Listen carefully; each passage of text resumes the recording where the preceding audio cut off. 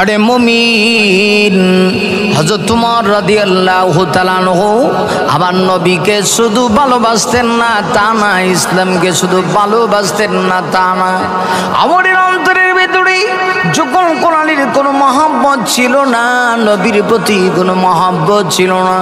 আবু জাহাল মক্কার ভিতরে ঘোষণা দিয়েছে, যদি কেউ পারো মুহাম্মদ ইবনে আব্দুল্লাহ অর্থাৎ আব্দুল্লাহর ছেলে মুহাম্মদের কল্লা যদি কেউ এনে দিতে পারো, আমি তাকে 100 লাল উষ্টি পুরস্কার দেব। যেমনি কথা বলেছে, হযরত ওমর খুশি হইয়া আবু জাহেলের সামনে গিয়া দাঁড়ায়, আবু জাহেল রে, ওয়াদা যেন ঠিক থাকে, যদি ওয়াদা ঠিক না থাকে আমি কিন্তু তোমাকে আস্ত রাখবো না। অবশ্যই আমি আব্দুল্লাহর ছেলে মুহাম্মাদুর রাসূলুল্লাহর কল্লা এনে তোমার সামনে হাজির করব। আরে মুমিন, একটু চিন্তা করে দেখো ওমরের অবস্থাটা কেমন ছিল।